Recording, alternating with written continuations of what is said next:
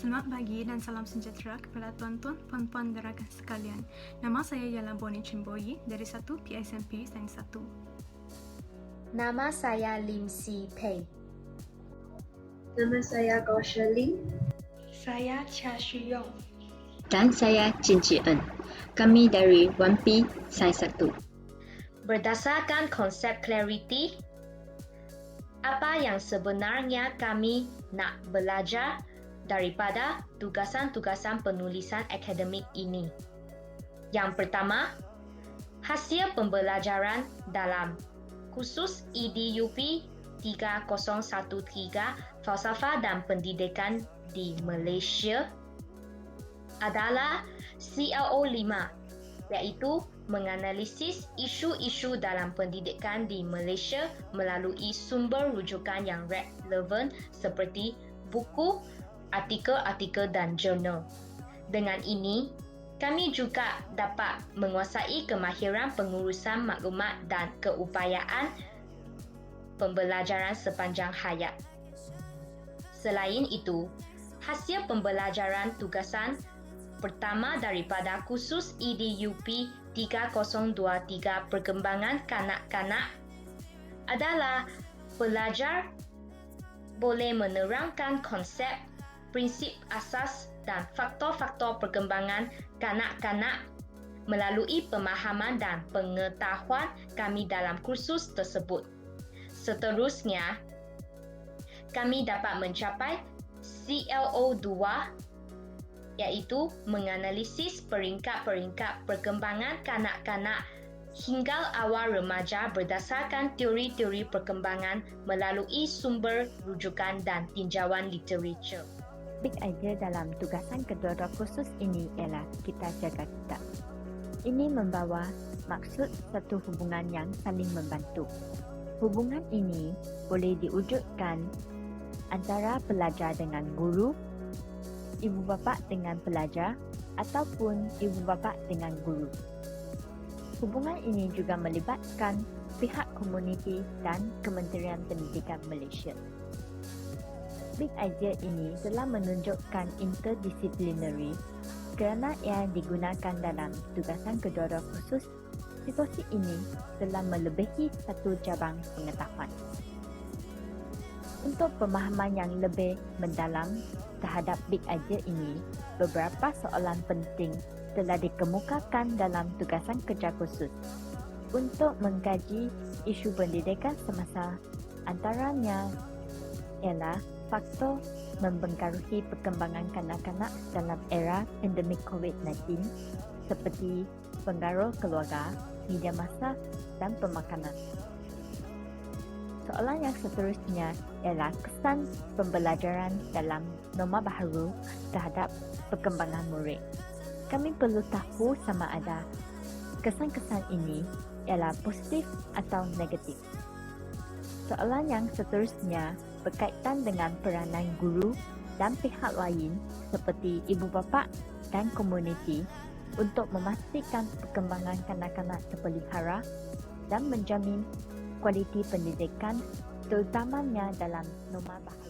Dasar masa ini, pandemik COVID-19 yang merebak begitu meluas pada hari ini telah banyak mempengaruhi cara pembelajaran pelajar-pelajar dari rumah dan tidak lagi sama dengan cara-cara yang sering digunakan pada masa dahulu. Namun begitu, bagaimanakah pelajar nak belajar? Berdasarkan pengalaman saya sendiri, sejak abad ke-12 ini, kemajuan teknologi telah giat berkembang, maka berbagai alat elektronik seperti telefon pintar, komputer riba dan juga televisyen telah banyak digunakan oleh pihak-pihak pendidik bagi melaksanakan proses PDP secara atas talian, seperti YouTube yang dapat menayangkan video dan animasi, Google Classroom dan aplikasi-aplikasi seperti WhatsApp dan Telegram banyak digunakan untuk merekodkan data PDP serta memberi tugasan. TV pendidikan ataupun pelbagai cara yang menarik telah banyak digunakan. Namun begitu, adakah itu semua mesti berkesan sebagai cara-cara pembelajaran yang tersesuai bagi setiap murid? Sebenarnya, dapat kajian menunjukkan bahawa kita mengingat 10% apa yang dibaca, 20% apa yang didengar, 50% apa yang didengar dan dilihat, 70% apa yang dicakapkan dan sebanyak 90% apa yang setelah dipraktikkan. Dengan ini, cara belajar yang betul dan tersesuai haruslah digunakan melalui pelbagai saluran dan kaedah semasa belajar dari rumah. Sebelum proses pembelajaran bermula, pelajar haruslah membuat penyediaan untuk pelajar di mana pengaturan masa merupakan langkah yang terpenting.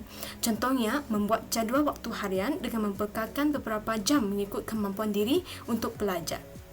Seterusnya, faktor persekitaran seperti kediaman ataupun tempat belajar banyak memberi impak yang berat terhadap perkembangan kanak-kanak bukan sahaja dari segi fizikal, emosi dan juga tahap kognitif. Oleh itu, penyediaan tempat yang sesuai untuk pelajar dapat mengelakkan diri daripada gangguan luar, suasana terlalu sunyi ataupun menjadi terlalu malas. Dengan ini, pihak ibu bapa ataupun ahli keluarga memainkan peranan yang terpenting bagi membina persekitaran pembelajaran yang selesa kepada anak-anak. Seterusnya, teknik-teknik belajar yang digunakan pada masa dahulu juga boleh digunakan sejak ia banyak memanfaatkan pelajar yang mempunyai kaedah-kaedah belajar tersendiri. Contohnya, teknik SQ3R yang mengandungi survey, question, read, recite dan review sering digunakan dalam menjamin keberkesanan proses pembelajaran. Selain itu, flashcard juga boleh disediakan oleh diri sendiri sebagai satu rumusan bagi satu topik yang telah dipelajari, ataupun boleh juga ambil dari internet atau guru juga dapat berfungsi secara berkesan bagi mengingatkan semula topik apa yang diajarkan secara atas talian. Bukan itu sahaja, kaedah pembelajaran yang berkaitan dengan kekembangan diri, penggunaan singkatan perkataan ataupun penggunaan peta minda juga boleh digunakan semasa proses PDP secara atas talian. Namun begitu, bagaimanakah kita memastikan teknik dan cara yang berguna dapat digunakan secara berkesan ataupun kita katakan efektif kepada diri sendiri semasa proses PDP? Marilah saya memberi beberapa contoh. Pertama sekali, pada pengalaman saya, tidak haruslah kita malas untuk mengambil nota-nota penting yang disampaikan oleh guru semasa kelas online. Bukan itu sahaja, pelajar juga digalakkan mengemaskan dan melengkapkan segala nota pada hari yang tertentu kerana ilmu masih segar dalam ingatan. Dengan ini, ia juga secara tidak langsung menjadi satu ulang kaji pelajaran.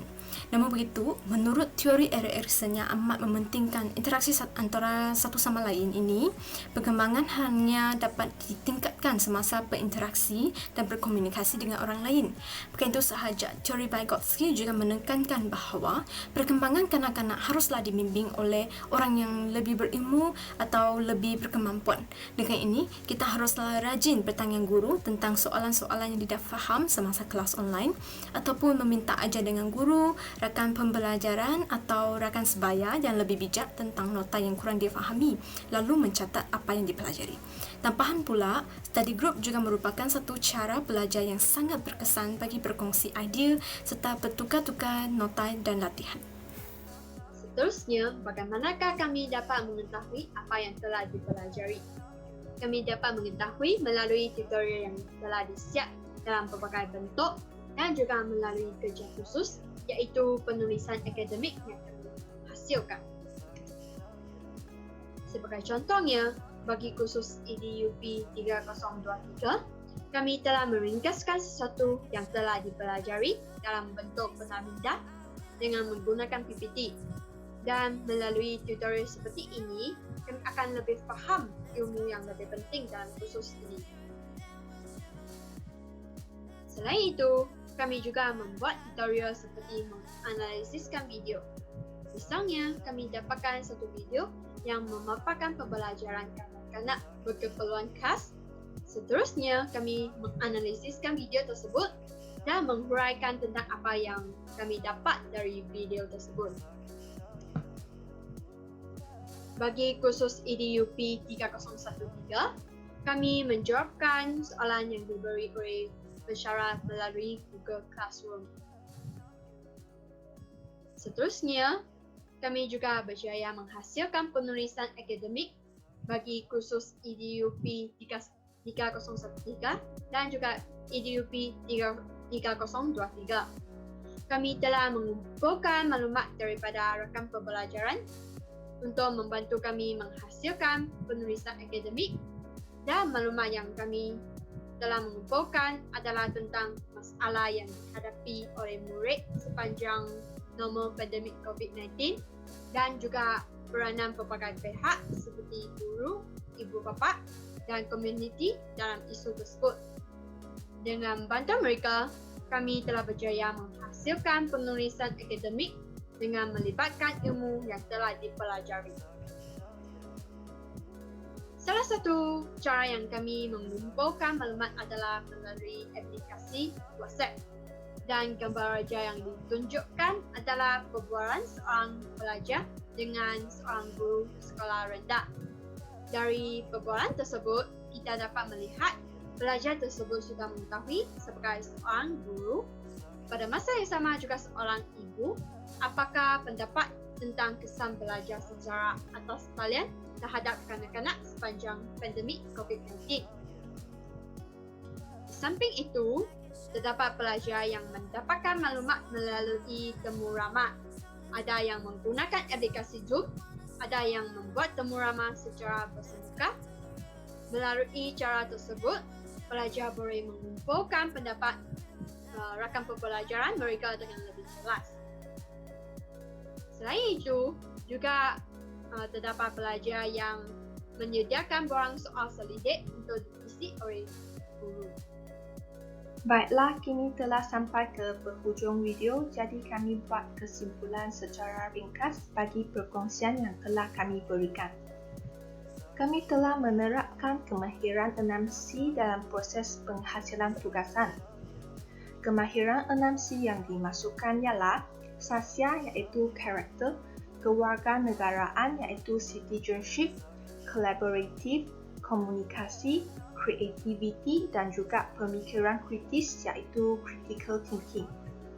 Pertama sekali, pemikiran kritis telah membantu kami menyelesaikan pelbagai masalah yang dihadapi dalam proses penghasilan tugasan secara berkesan. Contohnya, kami dapat menilai maklumat yang telah disampaikan dalam tugasan dengan tepat. Selain itu, pemikiran kritis juga dapat membantu kami membina ilmu bermakna semasa bekerjasama antara satu sama lain. Seterusnya, kami telah menerapkan kemahiran creativity semasa menyiapkan kedua-dua tugasan tersebut. Kami telah mencanangkan penyelesaian baharu bagi tugasan yang telah diberikan. Contohnya, kami telah menggunakan cara merakam video untuk menggantikan pembentangan secara bersemuka. Selain itu, kami juga telah menggunakan idea-idea baharu dalam proses penghasilan tugasan. Kemahiran 6C yang seterusnya ialah collaborative. Kami telah berkongsi pendapat ataupun idea-idea antara satu sama lain semasa perbincangan secara atas talian. Selain itu, kami juga bekerjasama dan memberi bantuan antara satu sama lain untuk menyiapkan tugasan secara sempurna. Lebih-lebih lagi, kami juga menerapkan kemahiran komunikasi yang berkesan dalam proses penghasilan tugasan. Hal ini memang membantu kami menyampaikan maklumat dengan mudah dan jelas semasa berkomunikasi secara non-verbal dalam kedua-dua kerja khusus tersebut. Kemahiran komunikasi juga dapat meningkatkan pemahaman kami tentang sesuatu perkara yang baharu. Seterusnya ialah sasya iaitu karakter. Dengan mengamalkan kemahiran ini, kami dapat menunjukkan pemahaman tentang ciri potensialisme dalam tugasan. Kami juga dapat mengamalkan sifat berdisiplin dalam pengurusan masa. Akhir sekali, kemahiran yang telah kami terapkan dalam proses penghasilan tugasan ialah kewarganegaraan iaitu citizenship. Hal ini dikatakan demikian kerana kami telah menunjukkan kepekaan terhadap isu semasa yang berlaku di negara ataupun antarabangsa dalam kedua-dua tugasan tersebut. Sehubungan dengan itu, kami dapat meningkatkan semangat patriotisme dalam diri sendiri. Itu sahaja daripada kami. Sekian, terima kasih.